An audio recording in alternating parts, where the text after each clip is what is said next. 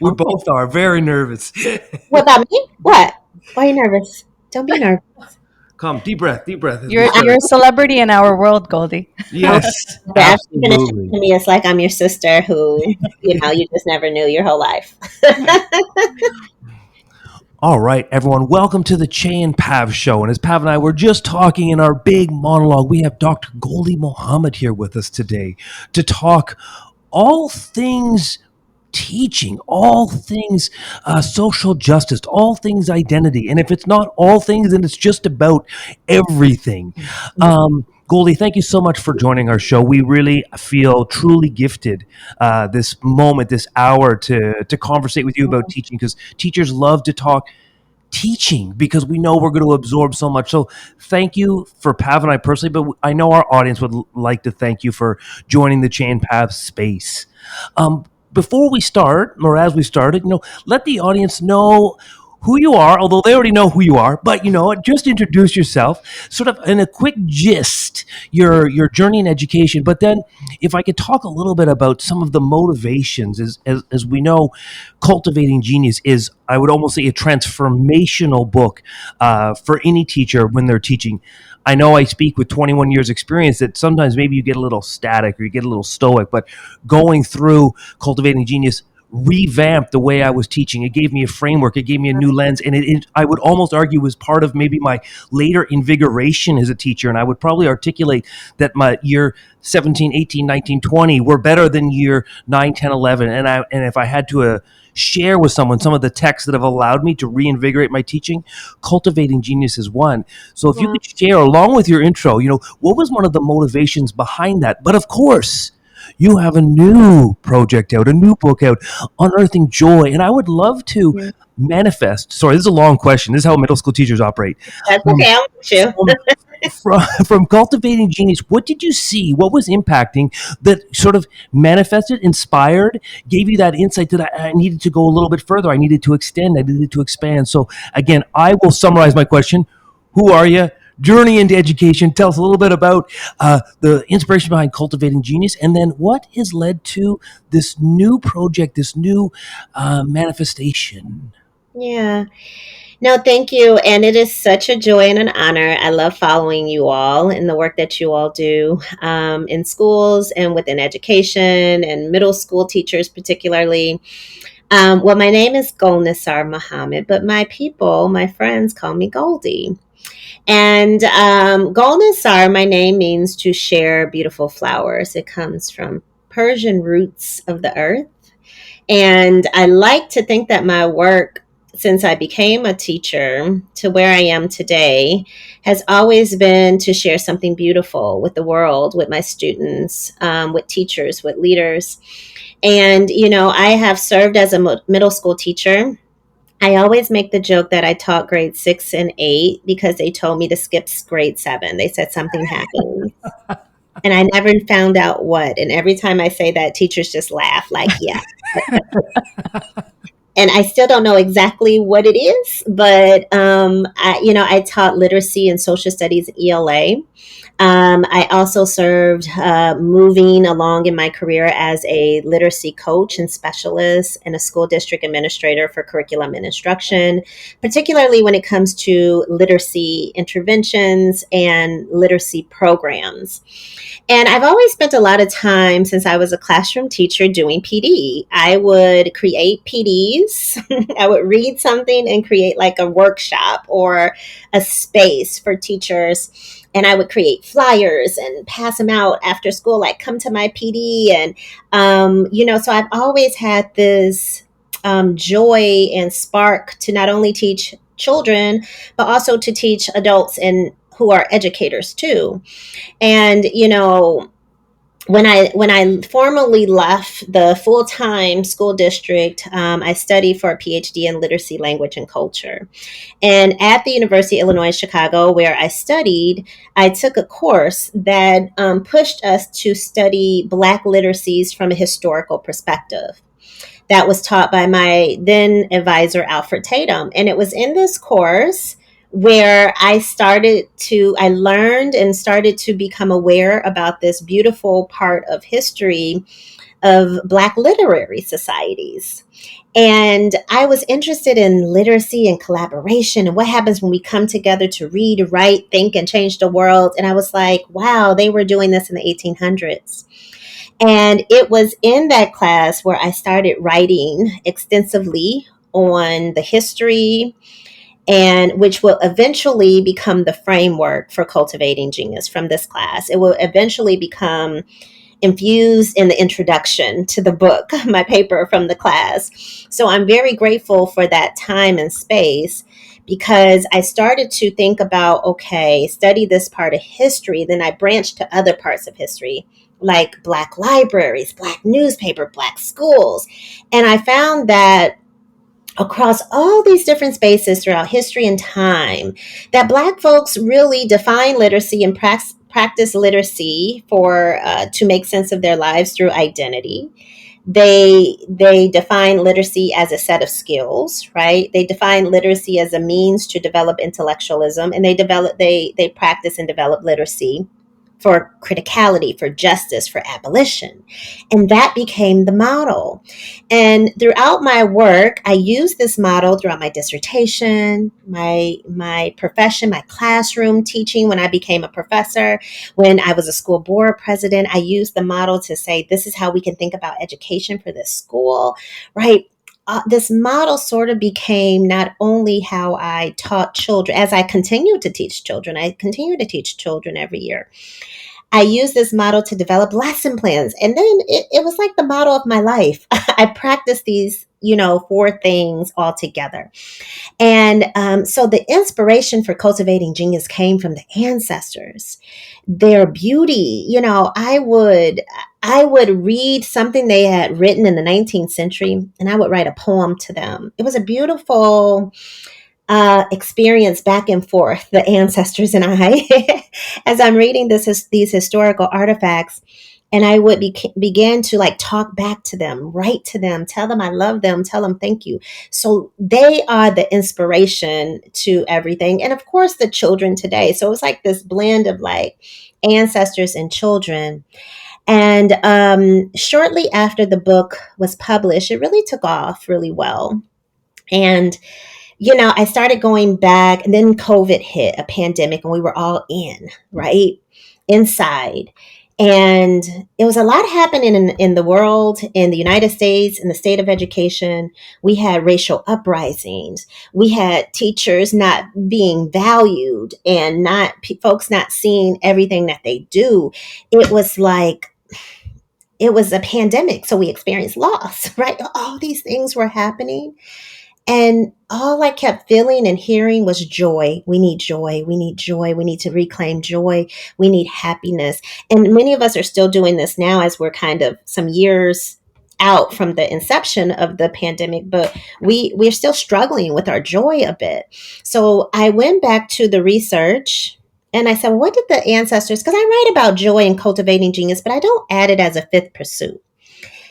I just kind of assume we all were showing up with joy, having joy, thinking about joy. I made that assumption.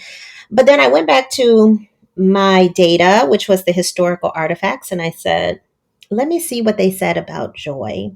And it became like a fifth pursuit. It became the ultimate goal for education for me, for my work. And it really developed into this new book of Unearthing Joy, which is a book that adds that fifth layer into our teaching and learning, but with joy being very prominent in the new book as being like, this is why we show up. This is why we do the work that we do, not just for the joy of our children and our communities, but the joy of ourselves, because teachers deserve joy, right? And leaders deserve joy. So it sort of all started to come together, from the work I've done, from being a teacher to now being a professor, training teachers in teacher education, particularly in curriculum and instruction. So, Amazing. Amazing. Thank you for sharing all of that information. That's beautiful. That's perfect. Thank you. Um, we've kind of heard these stories that you have shared about the inception of Cultivating Genius, and we've always, because maybe it's because we've always heard joy being paired with the four pursuits.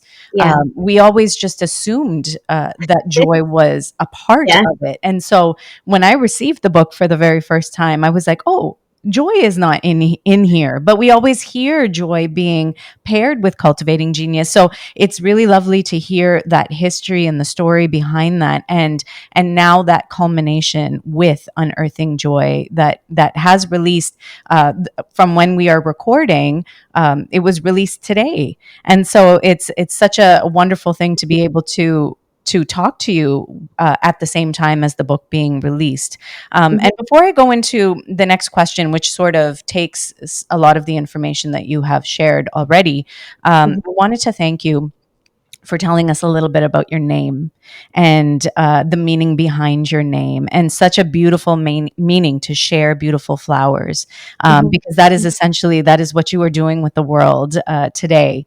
And I have a big connection to people sharing what their names are, their meanings of their names, and a lot of the identity work that I have done with my students in the past and Mhm. continue to share with teachers today is to talk about our names, because my name journey has been, at times a difficult one, and sort of owning that piece of my identity has been very meaningful to me as a part of my journey. And so I love to hear when people talk about their names and their full names and owning their name and sharing their name with people. So just on a personal note, I just wanted to thank you for sharing your name with us today. You spoke about so many incredible things, speaking to the ancestors and having conversations with ancestors. I know that that's something that we're going to come to in the next question. But before we get to that piece, I would love to hear a little bit about the pursuits in Cultivating Genius. So we talk about identity, skills, intellect, criticality, and now joy. And for listeners that maybe are not as aware of Cultivating Genius and the equity framework, Mhm. please tell us a little bit about the five pursuits, and what they mean and what they look like, and sort of where that has come from your learning about historical literary societies, Black literary societies. Yeah. So, I really went into the archives and to just read. I didn't start off with a framework in mind, or I'm looking for a culturally responsive model. I just said, what did the ancestor do? What did the ancestors do? How did they educate themselves? What were some of the goals for their learning? What were some of their standards for learning? And I noticed very early on that every time they talked about learning goals, they named it as a pursuit. I said, I remember talking with my editor, and I'm like, is a pursuit too much of a new word for folks, even though it's old, right? Because the Yeah, ancestors yeah. used but we're used to standards language. And she says, no, you have to use the word pursuit. It's something different here. I said, yeah, you're right. So I discovered, right, that they had these five major pursuits for learning. So as they were engaging in reading, writing, and thinking, and listening and speaking, it does not, all of these literacies, it does not matter if it was math, science, social studies, or history or language, whatever they were studying, had a goal of becoming closer to self, learning who they are and learning about the lives of diverse people. I would read that they would study from all sorts of cultures. They didn't just learn about themselves as Black folks, but of other cultures as well. So that's where identity became very prominent. The second is skills. People think about skills as standards, as proficiencies. I would read things that they had goals of cultivating or learning that I see in the standards, Common Core state standards here. And I'm like, that sounds just like this. So these are the proficiencies that they wanted to master, to learn throughout the years. Intellectualism, I just noticed that they had like this. excitement to learn new knowledge. Like it wasn't just about, let me read this and learn this to pass a test or to move to the next level. It was like, let me just read this to learn something new. So it was an intellectual space, and it wasn't just knowledge, but they did something with the knowledge. That's how I differentiate intellect and knowledge. You do something with it. It was this actionable knowledge that I'm going to use it to each one teach one. I'm going to use it to debate. I'm going to use it to eloquently give a speech to the world. Like it was this actionable thing. The fourth, and I read one artifact that I include in the newest book where they said, what's the how should we do schools basically?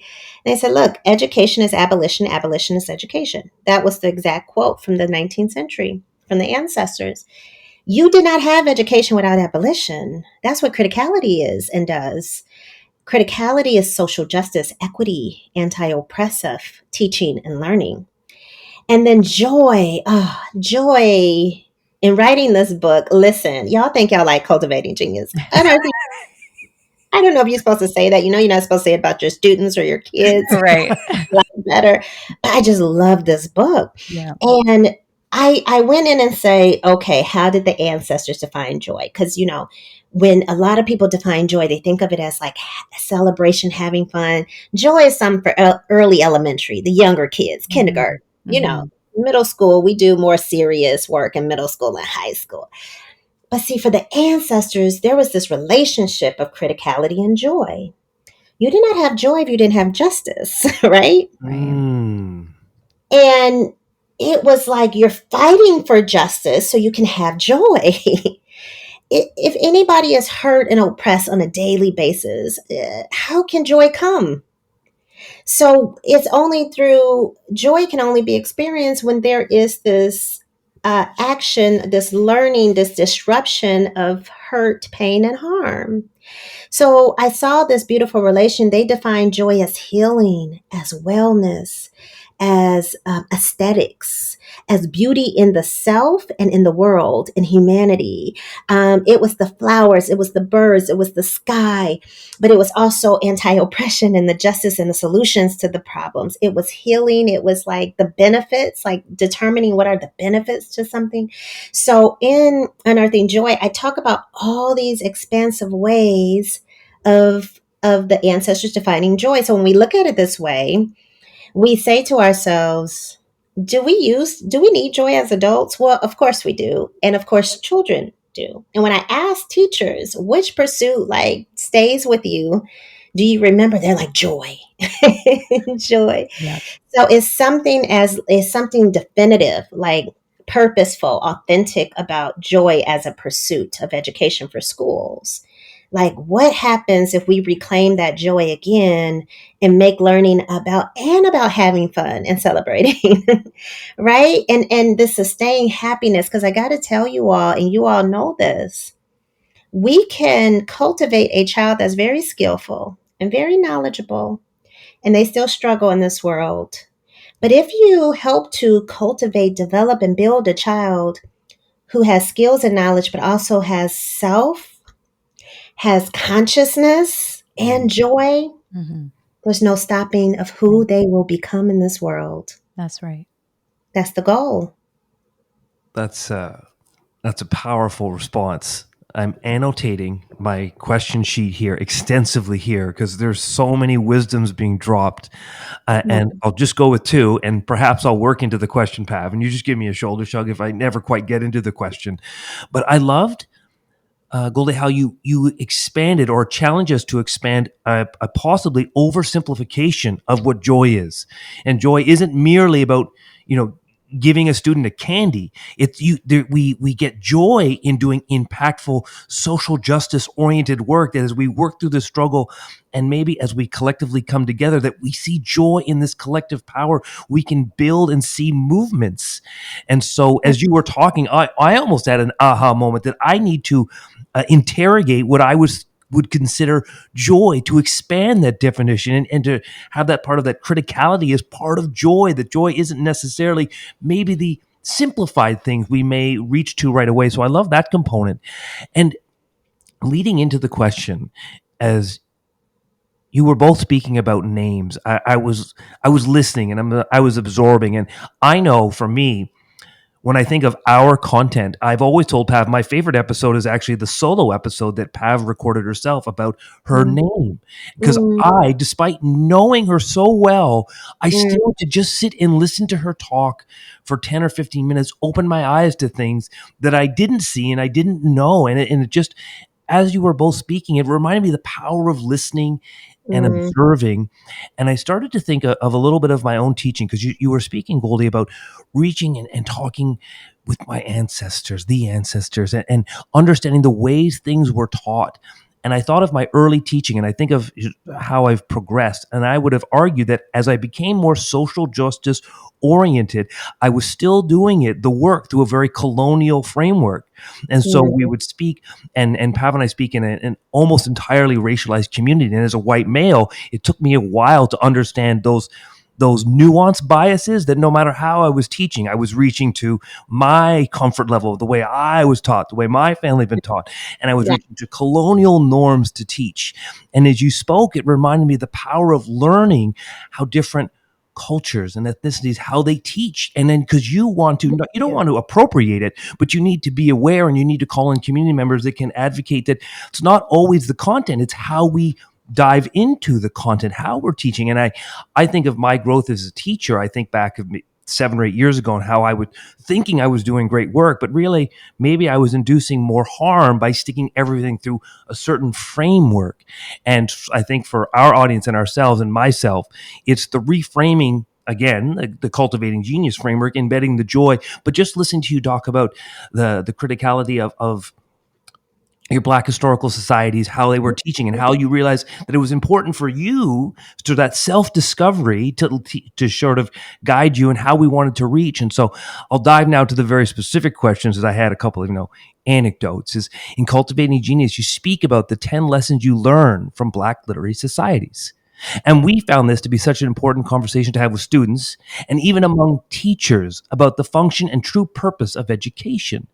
Can you talk a little bit more about why it's so important for us to know and understand this historical literacy instruction? mm-hmm.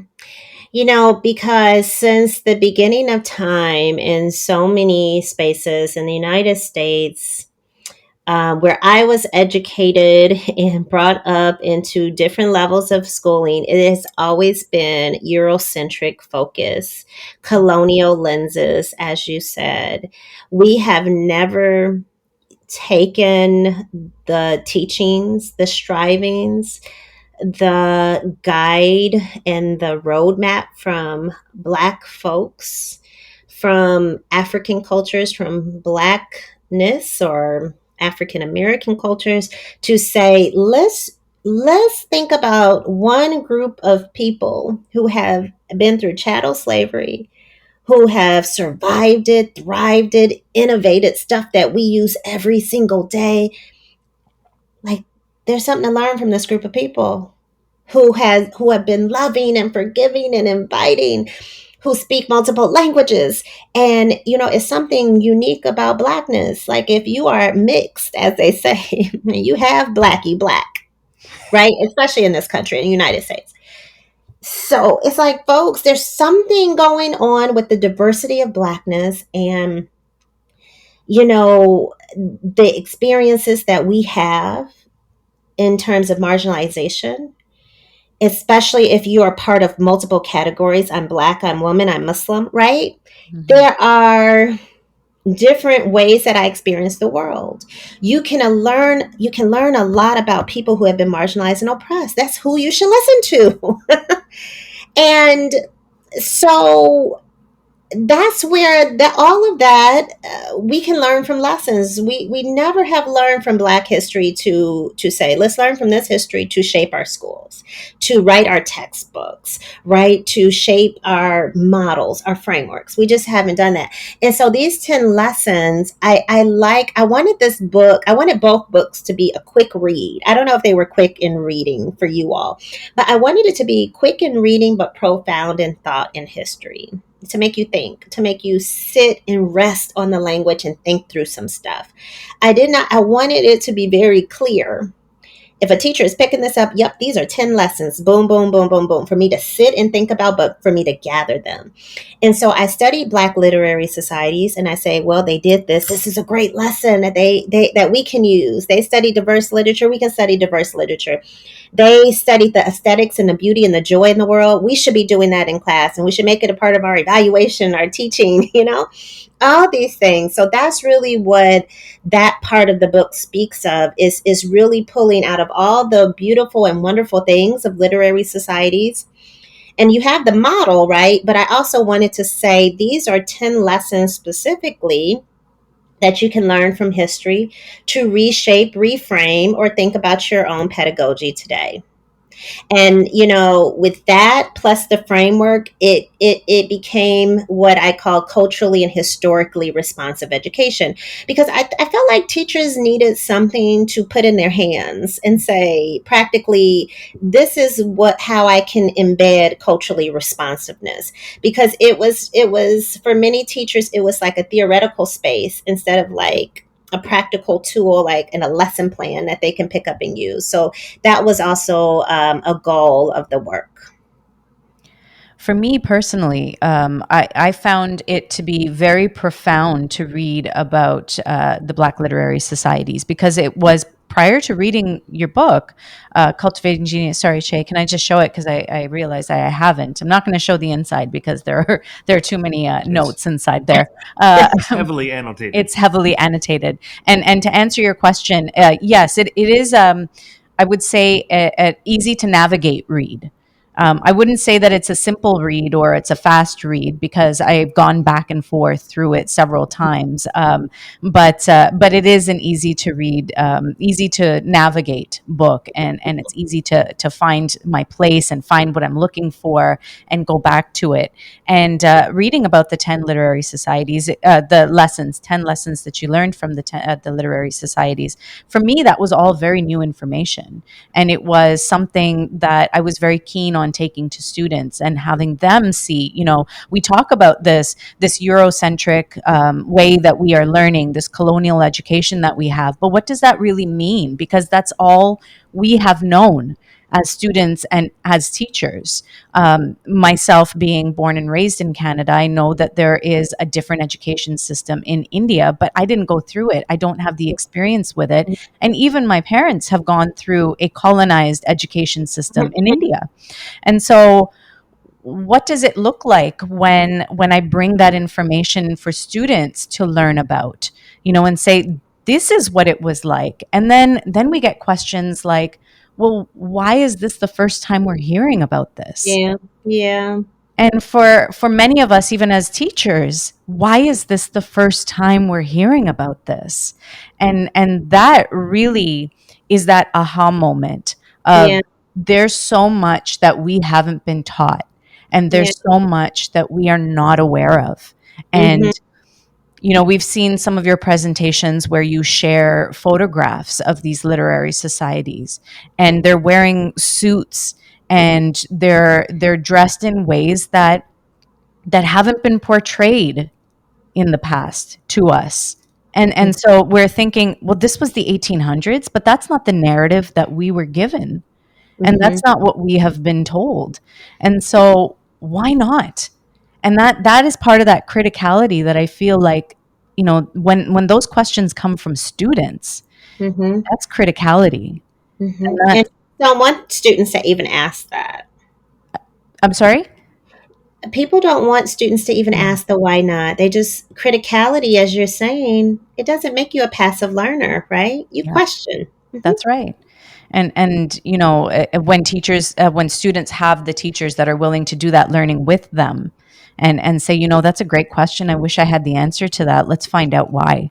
And that's when we do that learning together, and it's Hmm. such an important piece, right? And so that was very meaningful to me, so thank you for sharing what that meant to you as well. And that's my own connection to that. And it takes me to sort of the lesson portion of this, when we're bringing this work to the students themselves, and what does that look like?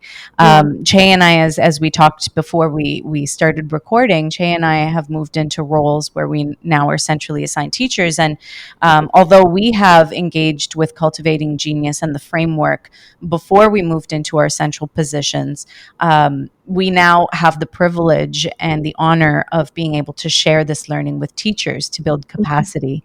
And Beautiful. in our past few years, not only have we used the framework ourselves in our own spaces, but we've come across so many teachers that have shared what they have built. And we've seen Mhm. things on Twitter, and we've seen things on social media that teachers are sharing their brilliance Mhm. with using the framework. And we know that you must be seeing this brilliance as well. I And do. so the question that we had was, what are some of the lessons, some of the ways that the framework has been used that have left you feeling in awe? Like, wow, this is the work in action. Yeah. Tell us a little bit about that. Oh my gosh, every day I have that feeling because every day a teacher sends me a lesson or a unit idea. And or every day I see a different manifestation or use of it. Um, some examples, I started very early. So, I've been using this model for like 13 years, right? 13 or 14 years. Even though the books are newer. So I've been seeing uses for a long time in STEM, in mathematics, in places like chemistry. There was a chemistry teacher in Brooklyn who was teaching about the chemical elements of the cure for malaria, and taught about African cultures for identity and skills were the chemical elements. Intellect was like the history of African countries being colonized once. These colonizers had a cure because they were coming in trying to take over, but they were dying. And, this history was the intellectual goal, and the criticality was like all of this oppression, and how do we use even medicine for good use, right? And then the joy was like the advocacy and knowing. I mean, it was like all these different things. So even in spaces where they said CRE cannot live in algebra, I saw a unit on reparations. I've seen it in maker ed spaces and in adult education, in, of course, higher education. A teacher, which I include in the new book, did a whole play curriculum for pre-K on the model. I've seen strong educators out of Canada. They would PE teachers. They studied like the history of the Olympics, and students had to create a game that was full of cooperation. They had to have rules, all these things. But they looked at like the ethics of sports and racism and Mm. sexism in sports and how it's portrayed for criticality, right? And I've worked with doctors on using my model of thinking about patient care and how we see ourselves in these spaces, like when we go into the doctor's office, and how we take up these literacies, these five pursuits, right?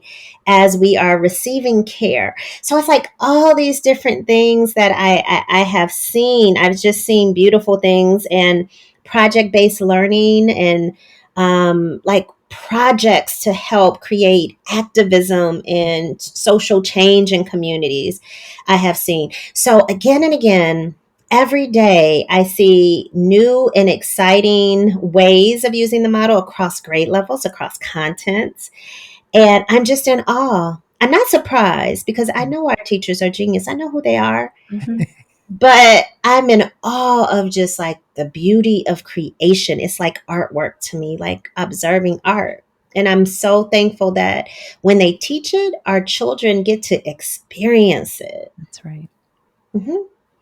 It's another wonderful answer. It reminds me, just think of collective growth, because I think of, using a trivial, use a read aloud, but then it's a read, and it's just, oh, let's make a connection, and it doesn't have that value. But when you're gifted a framework that allows you to really go through and dissect, whether it's a picture book or some Marvin Gaye song. Like there's so many spaces to go, and it leads to so much greater learning. And then as you sort of said, Gholdy, it comes back to me, and then it reinvigorates me as the sort of not me as in you as the content creator. Is that all of a sudden is it Pav, you and I have talked about this journey of being a consumer of someone's content, and then you interact with someone's content, and then you produce your own content, and then all of a sudden it Mhm. recycles. And so it comes back, I guess, Gholdy, a little bit to what you and Pav were talking about that earlier when you talk about that journey of self. I think with this framework, you've created a space that allows us all to grow. And then I think we hope that there's some reciprocity, that as you see everyone using it, it inspires you. And I know that that has certainly been great for me. I want to come again, my annotated notes, and Pav, I know it's not directly related to the question, but this is how middle school teacher Mr. Cheney works. Uh, it was celebrating genius. And I know we've talked about it a lot, and I know our board has really tapped into that, Gholdy. I don't know if the board, Pat, correct me if I'm wrong. I don't know if the board is explicitly stated it is the influence, but every time the board highlights our mission of joy and cultivating, they don't say cultivating genius, honoring and celebrating. So I always think of you, Gholdy, and I say this is Gholdy Muhammad. She's influenced, and the TDSB is no small board. It's the third biggest board in North America. So I always think of you every time the board reminds us of what their mission statement is. And I want to go on a little bit of an anecdote because I'll position myself. I'm a white male and I teach in a racialized community and I'm committed to social justice work, but I don't claim to have it right. And I don't claim to know it. And I think, Pav, in our discussions, there's like this fine people get lost in the minutia of can I act if I don't know what I'm doing or if I feel unconfident with what I'm doing. And you try to coach people through, and coaching people through is also about coaching yourself through. And you talked about this when we're all open about our ability to be questioned. And you talked about that example, Pat. I said, as a white male, I better let myself be questioned with a race, with I guess in any community, but I can only speak to the teaching experiences I've had. And so for me as a white male in a completely racialized community, I can't just say I'm a social justice advocate, but don't question me. In fact, I made my journey very public that I want to be your ally. I want to be your advocate. I want to know when I need to take the step forward. I want to know when I want to be beside. I want to know when I have to be behind. And I'm committed to my own learning, but I really want you to call me out, call me in with love when you think that I haven't done it right. And I think that comes down to your point at the beginning is that the ability to be questioned is really it's a relationship piece. You're not questioning me to burn me. I want you to question me to guide me. And Pav, you talk about this a lot as well, through love, through love, through love. Everyone gets fixated on calling in or calling out, but what is your intent? If you're doing it with love, and then and I can connect that back to joy, there's that value. And so I sort of think of how do teachers manifest this work? You have to be committed to the work. You have to know you're going to get pieces wrong, but you can't just say, I'm not doing the work because I'm afraid I might get something wrong. But you need to be very open that you're on this active journey of learning. And Gholdy, you talked about this earlier. A lot of this framework, it didn't come as a predetermined decision. I'm making a framework. It came through your learning, through your growth. And I think as a teacher on a micro level, my learning comes the same way, comes through this public space of growth. And so I would document. Here's some evidence. Sorry, Pav. I know you're giving me eye roll. You're like, this isn't your show. Gholdy's here today. That I think of my earlier, and maybe people could use this as a bit of an example because I have taught 21 years, and earlier on in my commitment to social justice, I didn't celebrate genius. I spoke too much of history through the deficit lens, talking about the slave trade as my entry point. And I thought early on that I was doing the work because I was bringing up these valuable stories. But through your work, Gholdy, I realized, wait a second, I'm talking too much in the deficit. I'm not celebrating genius. I'm not cultivating any joy here. I'm getting trapped in these negative stories and in reality, just cementing further the oppression in our society. And so I thought of when you talked about celebrating genius as one of those things as a teacher, that was a real shift for me. Put everything in that asset-based source. Let's celebrate the genius that's going on. And then I started to look at my students as there's a genius there. And if I don't see it, it's because I don't see it. It's not because it's not there. And then as an extension, I started to look at my peers and my coworkers and the administration around me different. I said, how am I celebrating the genius of the teacher beside me? And have I not? And if I haven't been, then I've been erasing their genius by not acknowledging their genius. And so I think of that component as just fold in the classroom, but also how I manifest in my space. And as a white male, that's really important to really honor that and celebrate that as best I can. Now, Mm. through that, Pav, if you want, you can cut that out when you edit. But uh, we often link joy with hope. Where Yeah. do hope falls in the spectrum with joy? Do you think they go hand in hand? How can teachers foster joy in their learning spaces when hope sometimes seems to wane in what they see all around them in teachers, students, government, society? Hope and joy, how do we fuse Yeah. those together? Or should they be fused together? Yeah, absolutely they should. They go hand in hand. I mean, joy is what we fight for in our lives. And if we think about ways of teaching and deficit ways of like Black history, how we start with slavery, we don't even call it enslavement. We call the ancestors slaves. We don't even call them Africans. Mhm. And then we start the history there and we end the history there. We don't start with who they were before being stolen. We don't talk about the genius, the joy, the hope that they carried, the inventions, like what they contributed. Like we just, and so we leave with that sort of despair deficit things about a group of people. And so when you think about Black folks, you might think of struggle and sadness. And that is, that history is true. We must teach the truth of that history, but we have to teach fullness. And so part of that fullness is Black joy and Black hope. We have never, in all the slavery unit plans, and even in a suburb in Illinois, they taught a unit a couple months ago on picking cotton at this high school, same high school I went to. And apparently, from parents, there wasn't a lot of parents who weren't Black that didn't speak out against it. This is not a Black parent thing. This should be everybody thing, right? But the problem with this is that they didn't talk about the trauma of this symbol of of cotton. They didn't talk about enslavement. So sometimes folks think that, oh, I'll just neglect, certain parts of history, and I'll talk about like even the deficit parts of history as a good thing, as a hopeful thing. you know, I just thought that would have been a great opportunity to teach the full context, but to teach about the hope and genius and joy of Blackness and Black people. As you're teaching about the oppression, they didn't teach the oppression, they just kind of left all of this out, right? But to go back to your question, there is a relationship between joy and hope. If joy is what we fight for, as our ancestors had to have this labor in these concentration camps and enslavement camps in cotton fields. We are fighting for our joy, all this advocacy and activism. That's what we fight for. And the hope is like the future, the tomorrow. That's me, right? That I'm like the hope of my ancestors. And so it's a relationship. So I think it falls as like a part of joy, but also kind of like what to look forward to in life. And we want children to have something to look forward to and to hope and to dream and all these things that are related to joy. And teachers can foster joy.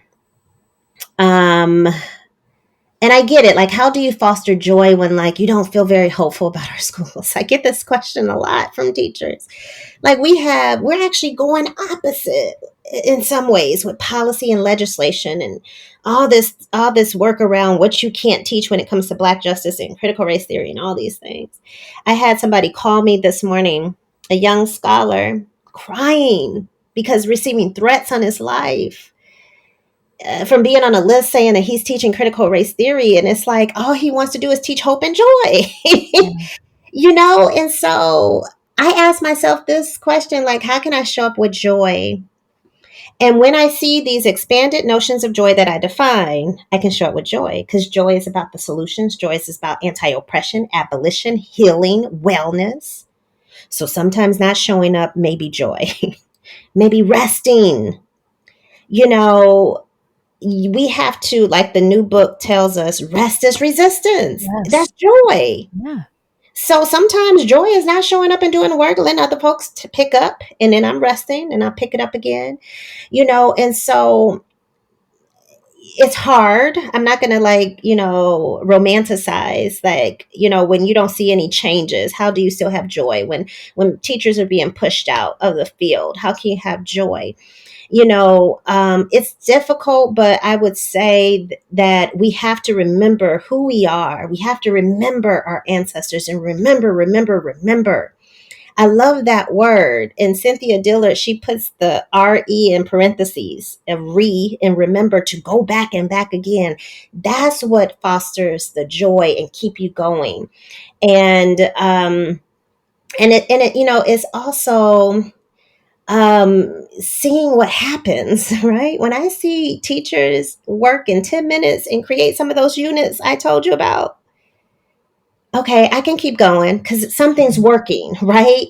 When Yeah. I see the look on children's faces that I teach every summer and I see like the impact this work is having, okay, that keeps my joy even in the face. So there's a lot of folks fighting against this, but it's a lot of us who are doing joyful work in our schools. So absolutely it reminds me to just keep going and use our history, right? To as we move forward, we're actually using our history going Yeah. back to move forward, right? That's what this work is always it's all been about. Yeah, and that's so perfectly said. Using the history to move forward. That was something that stood out to me very much when reading the book, and it was a message that was throughout the book. We keep looking back to move forward, Hmm. and we Hmm. have to, because Yes. the solutions are all there. It's all in our history, and we just need to tap into that to get to those places of justice. As you said earlier, we can't experience the joy without the justice, and it's something that we have to keep fighting for. Just today, there was a teacher who was outlining some of the work that she had done, and she had taken some of the work she's done using one of Jacqueline Woodson's novels, Locomotion, Hmm. to create. A lesson plan or a unit plan using the framework, and she went through it. It was brilliant, it was beautiful. She was sharing with the rest of the group, and then she got stuck with, I'm struggling with the joy. And I said yes, because so many of us do Mm. struggle with the joy piece, thinking that the students are not going to experience joy with this. But Mm. if I'm experiencing joy just hearing you talk about it, when Mm. those students get to the criticality, or get through the skills, or Mhm. get through the identity piece, and they've made those connections, they have achieved what you had set out to have them achieve, there is going to be joy in that, because they've done it. And if Yeah. they've done it, they're going to want to do it again.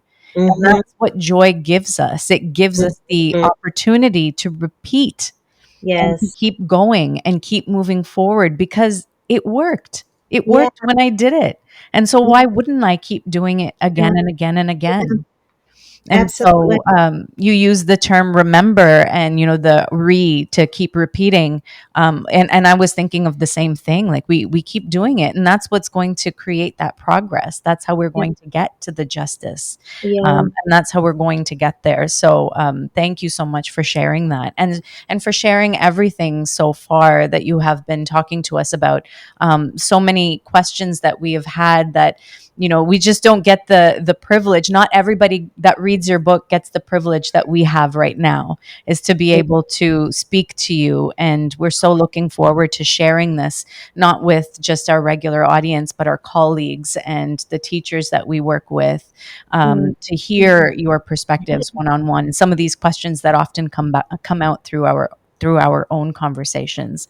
I wanted to touch on something a little lighter, but something that I've been actually wondering quite a bit about.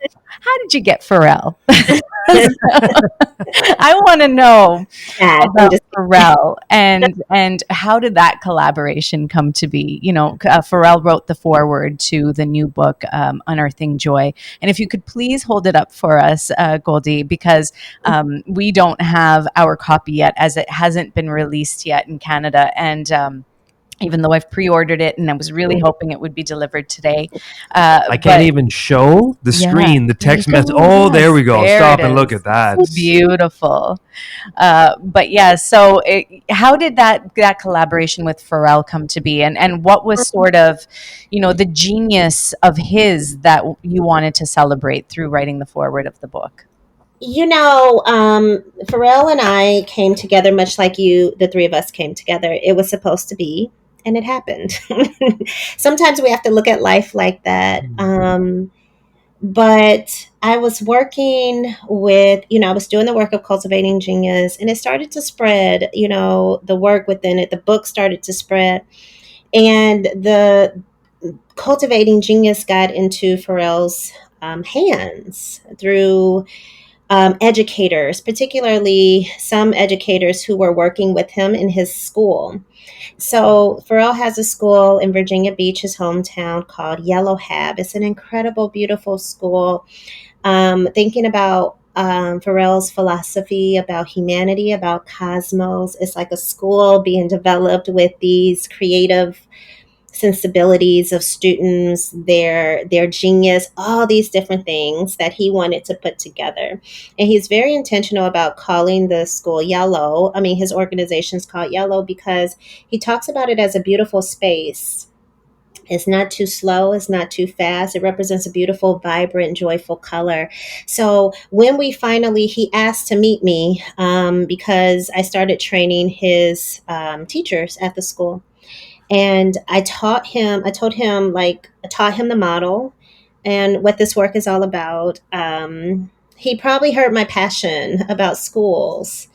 And it was something that really struck him. And we were able to collaborate on other projects with like Ad Color and Google. And, I started to think about writing Unearthing Joy last year. And I'm like, this is a long shot, but I have to shoot my shot, right?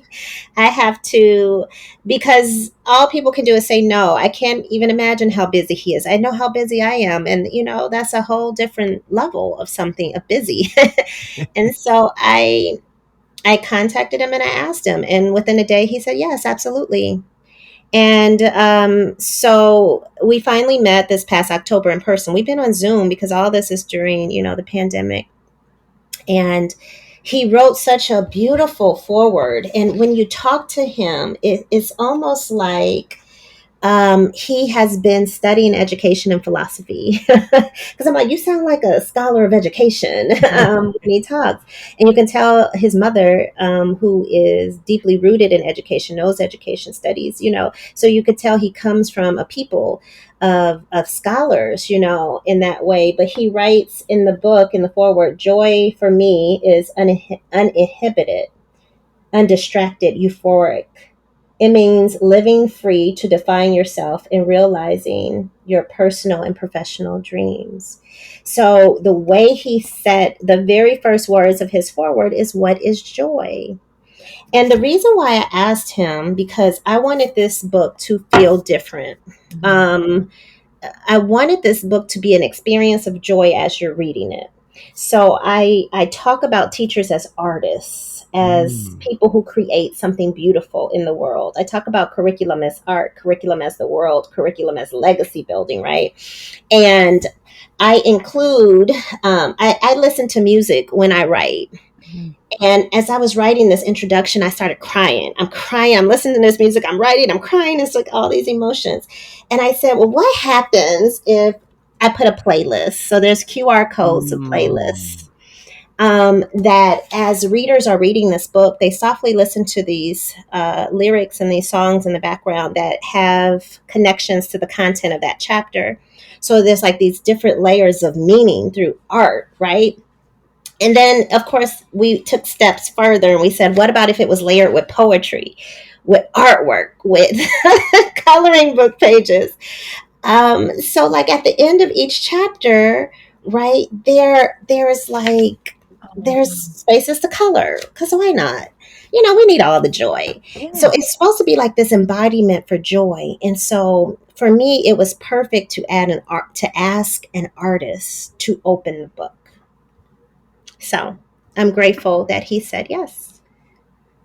That's a beautiful story, and Yeah. I love that the book models the pursuit of joy, the idea of the playlist, the poetry, the coloring. I said, brilliant, Pav. You and I both jotted down playlists Yes. instantly on that, and I know when this interview's over, you're only going to be further enraged that your book didn't show up in the mail today, Gholdy. You know, we know how we text, or we know how people that we know really well text, and so Pav, when she texts, long message, well thought out. Not that these messages weren't well thought out, but it's all in one big, huge bubble. I started to get a series of ding, ding, ding, ding, ding, because I'm like, my book's not here. It's supposed to be here. It's not here. I'm checking the receipt, and it was just new message after new message after new message. I said, Pav is so wants this book right now that she can't formulate a full response. And I know when you saw that book right now, I'm thinking, you're only going to be more upset that you do not have this book I in really your wish. possession yet. I I know. am excited for the book, so excited for the playlist because you know you and I often will play a record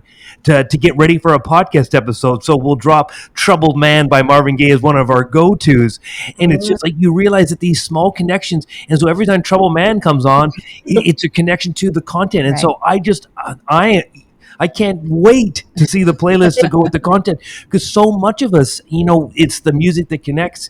And I could go on a music rant because Pav, you know, we've talked about this story because when you talk about music, what do you connect with? And Goldie, maybe you've heard this because we Pav and I also both enjoy Seal, and we were listening to Seal, and you're trying to make out the lyrics, but Seal in his artistry doesn't put the lyrics of his songs in his albums back when they came in albums and oh, CDs. Pav, I know you're too young for that, but Right. I said Seal wouldn't, and he gave the explanation was that it's an artistic journey, and you've heard what you needed to hear and what you wanted to hear, and I didn't want it to be spoiled if you came and read the lyric and it wasn't what you thought it was. And I thought of that whole artistry of putting things together, and I made that connection of Seal not putting the lyrics with you and creating this artistry in their book. I want people to see and get things from the book. So that's just my yeah. quick anecdote as I wrap into my questions. And Goldie, you've learned really quickly that all my stories before the questions often aren't related, but I No, try to put I try to hold them back together at the end. I read it. We want to thank you for gifting your time, these insights. Like Pav and I, goosebumps, nervous, and Pav. I'll tell Pav gets nervous all the time, but I'll tell you, I never get nervous, and I am Right. sweating. I'm so nervous, but I've so enjoyed this conversation. I've taken away so many nuggets. Pav and I think both want to thank you for gifting your time for us, two teachers here in Canada that are just in total awe of the work you do and are really thankful that your work has made us better teachers and better servant leaders.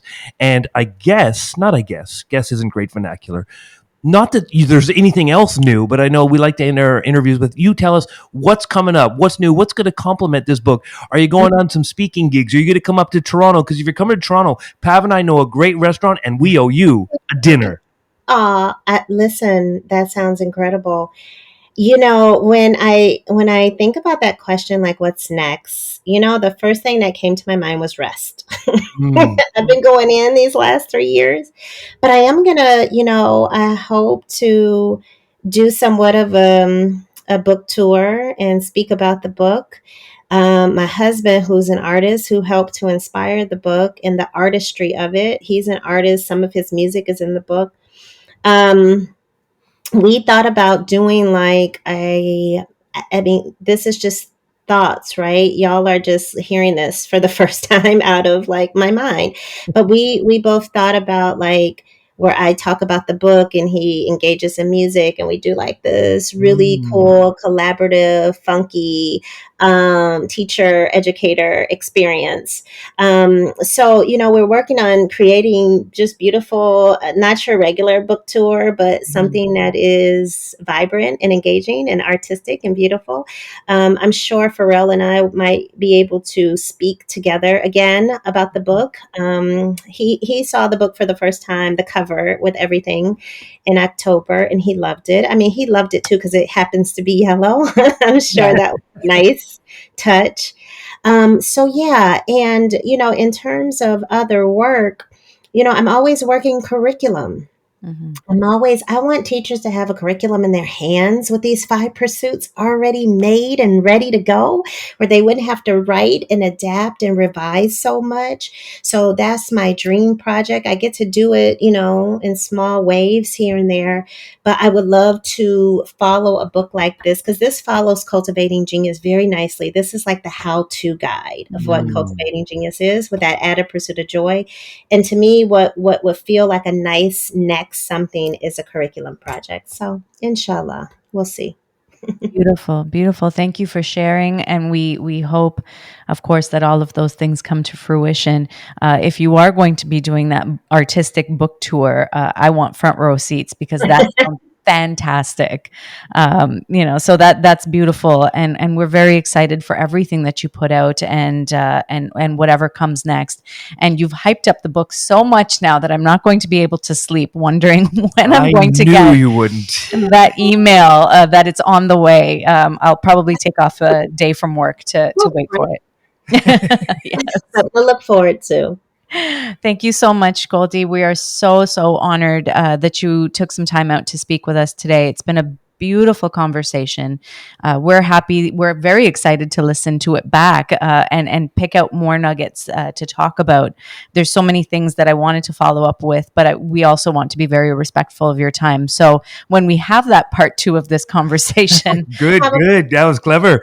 we will continue to follow up. So yes. once again, thank you so much for joining us, and we hope to speak to you again very soon.